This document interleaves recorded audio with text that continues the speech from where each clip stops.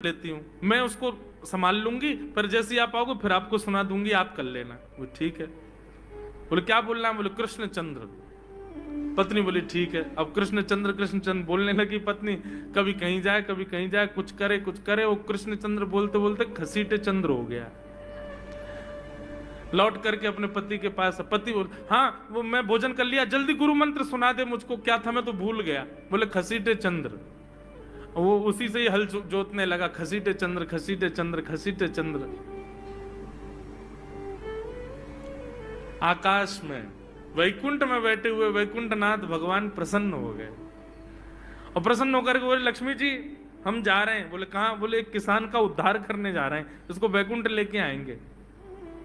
लक्ष्मी जी बोली आपका अशुद्ध नाम बोल रहा है वो, आपका अशुद्ध नाम उच्चारित कर रहा है वो, और आप कह रहे हो कि इसका कल्याण करूंगा मैं।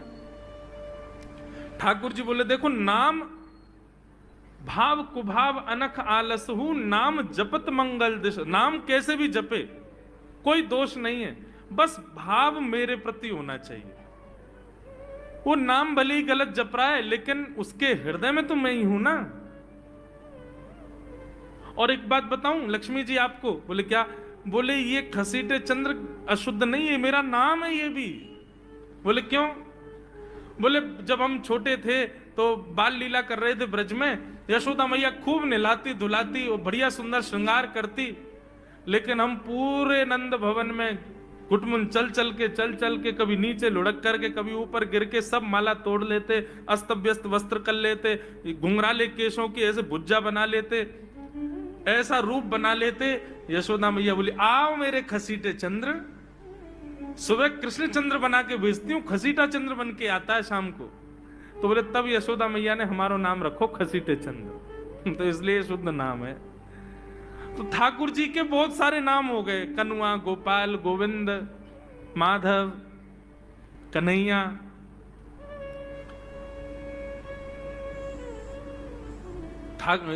यशोदा जी का प्रिय नाम है कन्हैया।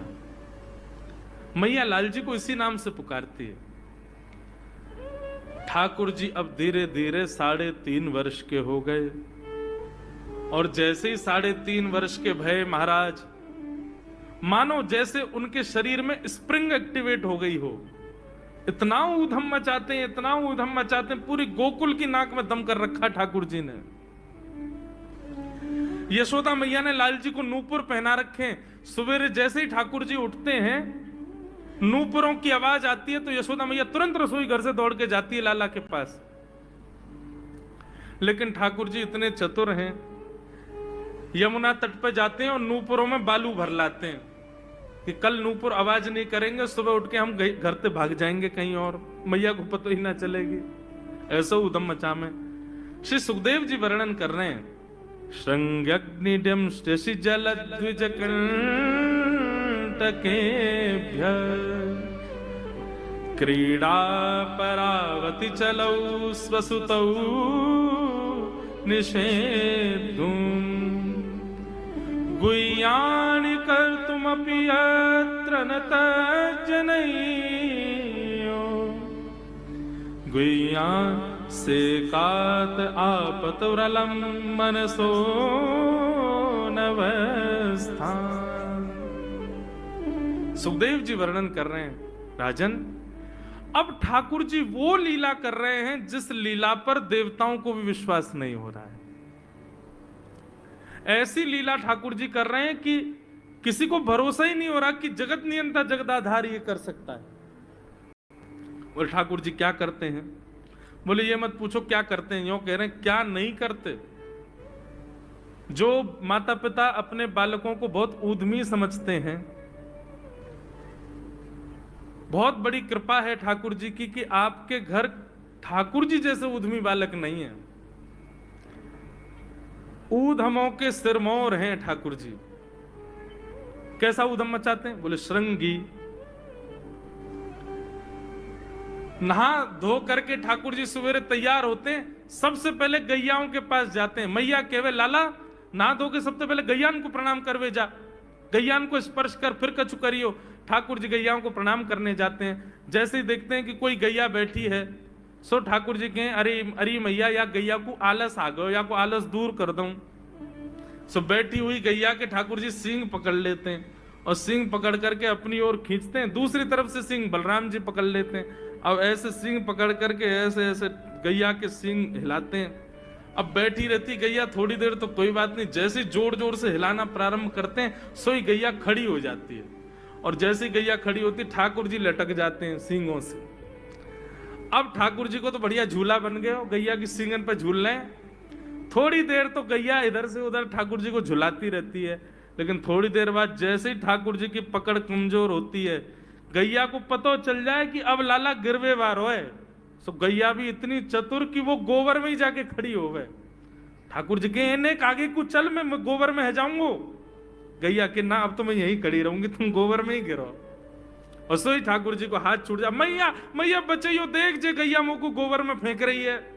अब मैया जब तक बचावे आवे तब तक तो लाल जी के हाथ छूट जाएं और ठाकुर जी गले गले तक गोबर के ढेर में जाके गिर जाएं।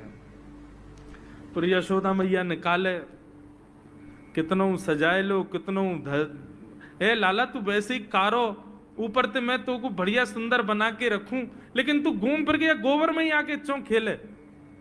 मोकू तो लगे तू पूर्व जन्म को सूकर दीख है। ठाकुर जी मंद मंद मुस्कुरा रहे, हाँ मैया जे बरा भगवान को अवतार भयो ना, जाने पृथ्वी की रक्षा करी हिरण्याक्ष थे। भैया बोली हाँ वो मैं ही तो हतो, मैं जय जय हूं मैया, वो बरा भगवान ही जय जय, वही जय जय तेरे यहाँ लाला बन के आयो है।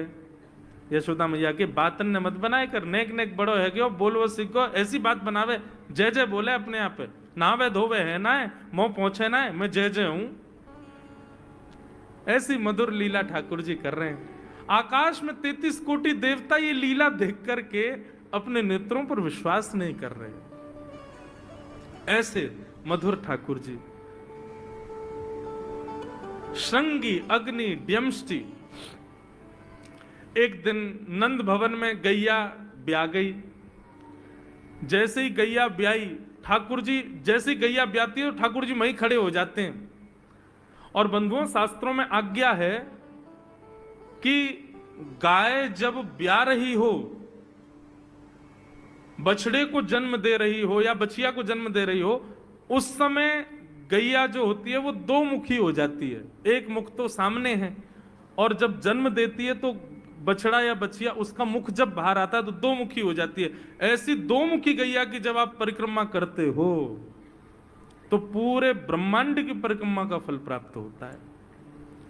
तो ठाकुर जी का नियम है, नंद बाबा की उंगली पकड़ के खड़े रहे, जैसे ही गैया ब्यावे वारी हो तो वाकू सहलाते रहे, जैसे ही गैया ब्यावे वारी हो, जैसे ही बछड़ा बाहर आवे सोई ठाकुर जी वाकी परिक्रमा कर ले, परिक्रमा करके दंडवत प्रणाम करें, वाकू वाकी चरण रज को माथे से लगा में, और बछड़ा जन्म ले सो वाकू नवा में दुआ में वाकू अपने गरे से लगा में।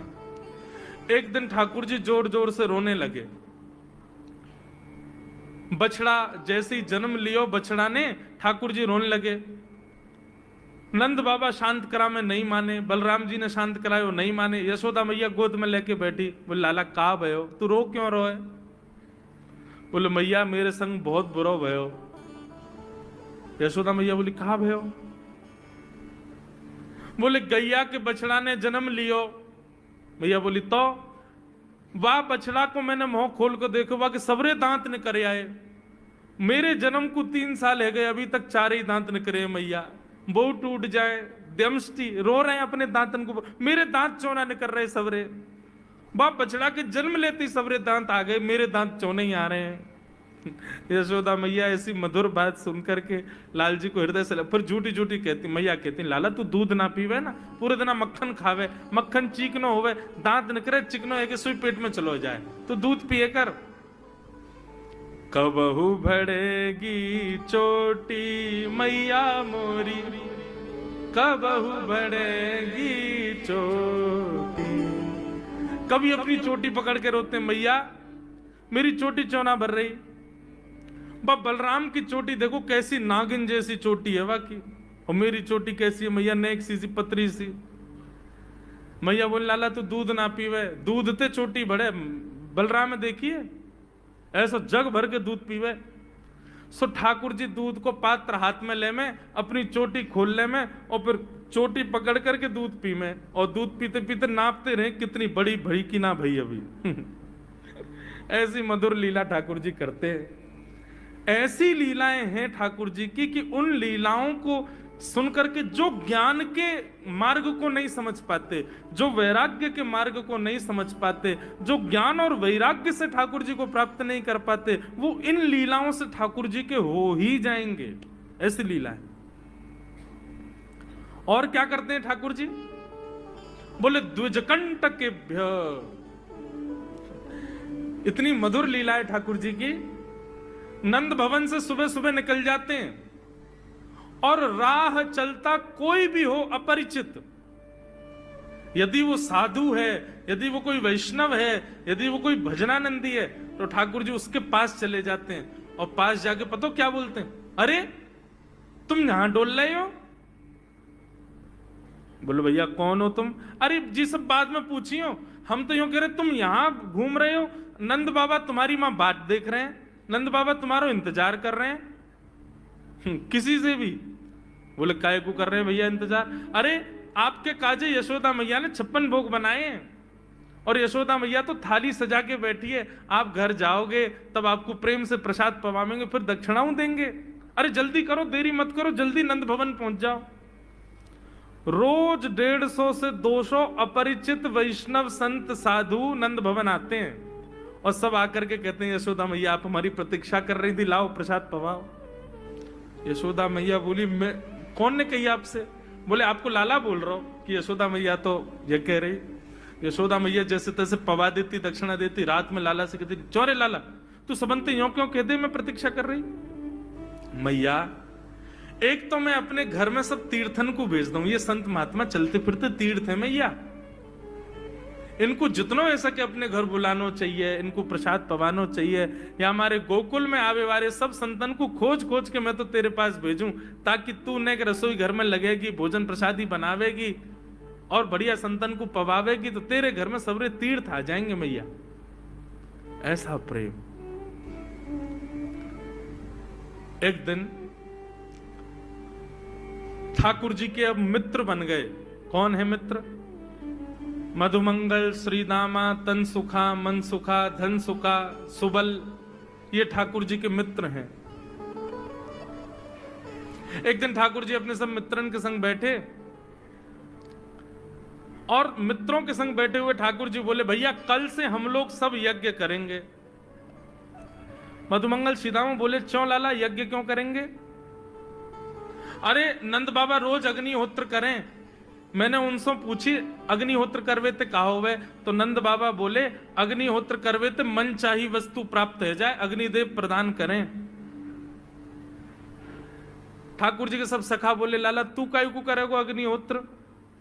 बोले अग्निहोत्र करेंगे, अग्निदेव को प्रसन्न करके कहेंगे हमारी सुंदर सी बहू आ जाए, बस हमारा ब्याह हो जाए। अग्निदेव की प्रतीक्षा कर, अग्निदेव को प्रतिष्ठान करेंगे। सब श्रीदामा मधुमंगल 3.5 वर्ष के ठाकुर जी, सोचो 3.5 वर्ष के ठाकुर जी, सखा कितने बड़े बड़े होंगे। नेक्स्ट से सबरे सखा बैठ गए, सूखे पत्ता इकट्ठे करके अग्नि प्रज्वलित कर ली, सूखे पत्तान को चूरो बना के आपस में बांट लियो। ठाकुर जी आचार्य बन के बैठ गए और बोले सुनो मैं मंत्र बोलूंगा और जैसे ही कहूं स्वाहा सबरे डालियो, और नेक भी यदि तुमने चूक करी ना, नेक भी मैंने स्वाहा बोली और तुमने नहीं डालो तो फिर मोते मत कहियो, यदि तुम्हारी पत्नी काणी आ जाए, एक हाथे लूली आ जाए, लंगड़ी आ जाए, तो समय पर स्वाहा करना पड़ेगा। सब ग्वाल बाल बोले जो कहे वो लाला सो करेंगे, तू करवा। ठाकुर जी ओम स्वाहा, सब स्वाहा सब एक संग डालते। हे सीदामा तू देरी ते डाले, देख लियो लंगड़ी आ जाएगी तेरी बहू, अग्निदेव को प्रसन्न करो। इस प्रकार ठाकुर जी सब ग्वाल बालों के संग खेलते हैं। ग्वाल बाल बोले लाला यज्ञ तो है गयो, अब ब्राह्मणन को भोजन के काजे बुलाओ, यज्ञ के बाद ब्राह्मण भोज होना चाहिए। सोई ठाकुर जी अपने सब ग्वाल बालों की उंगली पकड़ करके पूरे गोकुल में जाते हैं, ब्राह्मणों के घर जाकर के कहते हैं आज नंद भवन में बढ़िया उत्सव भयो है, बढ़िया यज्ञ भयो है, भोजन के काजे शाम को आपको परिवार सहित आनो है। सबन को निमंत्रण दिया मैं। अब महाराज नंद भवन से जब निमंत्रण आता है तो ब्राह्मण लोग ब्राह्मणी से कहते हैं कि आज चूल्हा मत जलाना। क्यों? अरे नंद भवन में भोजन की सूचना मिलती है तो 3 दिन से भूखे रहते हैं ब्राह्मण। क्यों? इतना खवाएंगे नंद बाबा, इतना खवाएंगी यशोदा मैया कि पेट भर जाएगा, 2 दिन तक भूख भी ना लगेगी, इतना भोजन करना पड़े। ए ब्राह्मणी चूल्हा मत जलाई और सुन, नमक को पानी और दे दे। नमक को पानी पी पी करके भूख बढ़ाते हैं अपनी। बोले शाम को जाएंगे और बढ़िया चकाचक महाराज 56 भोग पाएंगे। शाम का समय हुआ, सैकड़ों हजारों ब्राह्मण आकर के नंद भवन के बाहर खड़े हो गए। यशोदा मैया ने अटारी से जैसे ही देखा इतने सारे ब्राह्मण, यशोदा मैया उतर करके आई, बोली आओ भगवान पधारो, सबन को जय श्री कृष्ण, सबन को प्रणाम। जे बताओ आज मेरे द्वार पर आप सबन को एक साथ आने को कारण कहा है? किसी को निमंत्रण देकर के और फिर पूछो कारण क्या है, बड़ा अजीब लगता है। किसी को आपने बुलाया भोजन पे, वो बेचारा आ गया, फिर आप कहो बताओ भैया कैसे आए, कितना अजीब लगे। ब्राह्मण बोले मैया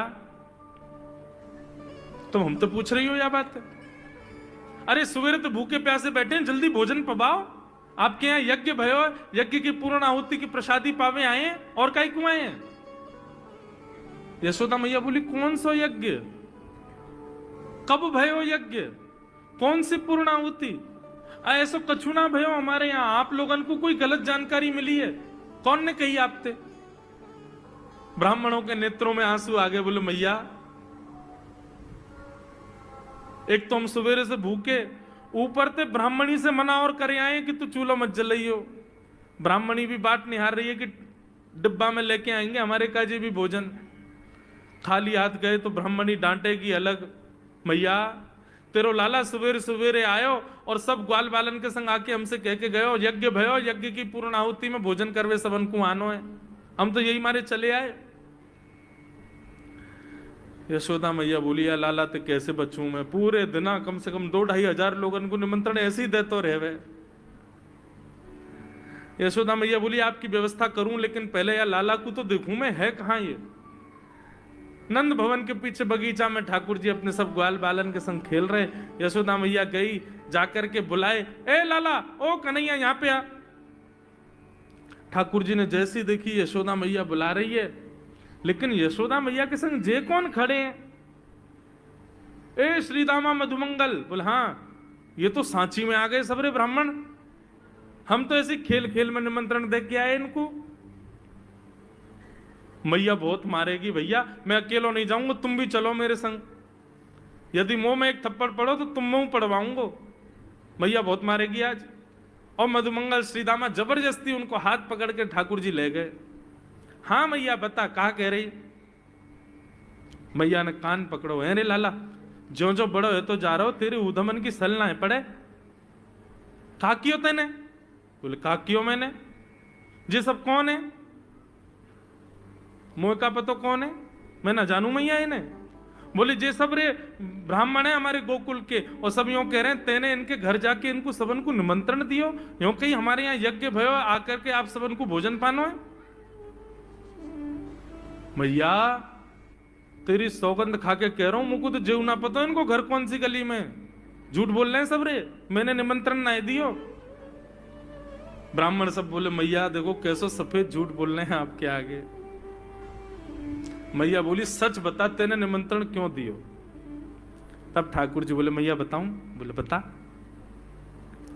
बोले हम खेल खेल को यज्ञ कर रहे, वाह यज्ञ में सामग्री नहीं, वाह यज्ञ में मंत्र बोलवे वाले भी ना है, वाह यज्ञ में कोई ब्राह्मण भी ना हो, हम आपस में ही सब यज्ञ कर रहे। भाई यज्ञ के बाद ये मधुमंगल बोलो ब्राह्मण भोजन होना चाहिए, तो हमने इन ब्राह्मणों को न्योता दे दियो। मैया बोली अब ये ब्राह्मण आगे कहाँ पवाऊं? बोले मैया देख सीधी बात है, या में ज्यादा चिंता करने की कोई बात ही ना है। जब बिना मंत्र के, बिना ब्राह्मणन के, बिना यज्ञ सामग्री के हमारो यज्ञ है सके, तो ऐसे ये भी खाले खाली दोना लेके बोलते हैं हाँ भाई रसगुल्ला बहुत बढ़िया बनो है, ये देखो ओ हो मोहन थार तो बहुत ही बढ़िया बनी है, सब्जी तो पूरी कितनी बढ़िया लग रही है, खाली पत्तल लगा दे, खाली दोना लगा दे, और भाव से ये लोग भी पालेंगे है क्यों भोजन, भाव को यज्ञ भाव को भोजन। ब्राह्मणों को बंधुओं गुस्सा, ठाकुर जी की लीला पे किसी को क्रोध नहीं आता, सब हंस जाते। पर यशोदा मैया आधी रात में रसोई बनाती है, सब ब्राह्मणों को पवाती है, और इतना बनाती है कि उनके घर भिजवाती है। मैया बोले लाला इतना काम करावे, बोले मैया तू बैठी बैठी ना मोटी है गई है, या हमारे मुंह को लगे, तू पूरे दिन लगी रहकर रसोई में कछु कछु बनाती रहकर। ऐसी ठाकुर जी की मधुर लीला। बंधुओं, भगवान ने चोरी क्यों की? अभी तक चोरी शुरू नहीं हुई ठाकुर जी की। अब ये चोरी का प्रसंग कैसे प्रारंभ होता है? एक दिन ठाकुर जी अपने ग्वाल वालों के संग खेल रहे थे, तो ठाकुर जी ने ऐसे खेल खेल में श्रीदामा को धक्का दिया, श्रीदामा गिर गया, बहुत जोर से रोया। ठाकुर जी बोले अरे भैया शांत है जा, लग गई, अरे ठीक है अब शांत है जा, लेकिन श्रीदामा शांत नहीं हो गए। ठाकुर जी बोले तुम कैसे हो? गोकुल में रह में हम, गोकुल को मतलब है जहां हर घर में 1000 गैया, उसका नाम है गोकुल। इतनी गैयान को दूध घी दही सब हमारे घर में होवे, अरे खा पी के ने बढ़िया अपनी शरीर को बनाओ, खेल खेल में लगती रहे, इतनो रोवे को कहा मतलब है? तो श्रीदामा क्रोध में भर के बोला तू तो राजा को बेटा है लाला, तो को मक्खन खावे को मिले, घी खावे को मिले, दही पीवे को मिले, हम लोग तो बेचारे गरीब ब्रजवासी हैं, हम लोग जितनो दूध घी दही बना में सब कंस के लोग ले जामे हमारे यहां से।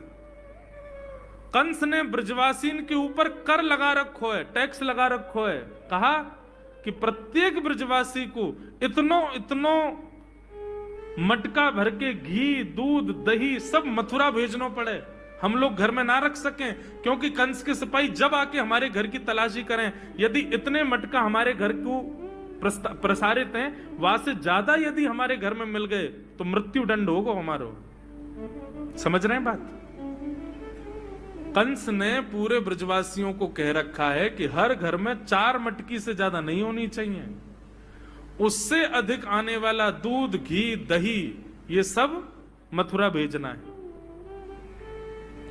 और यहां हर ब्रजवासी के यहां 1000 गैया, और 1000 गैयाओं का जितना दूध घी दही होता है उसमें से 4 मटकी केवल घर में रहती हैं, बाकी सब मथुरा भेजना पड़ता है। या मारे लाला हम लोगन को खावे पीवे को ना मिले, तू तो राजा को बेटा है, तेरे नंद बाबा तो गोकुल के राजा हैं, या मारे तो को तो खूब छूट है, हम लोगन को छूट ना है। ठाकुर जी बोले ये बात है? बोले हाँ।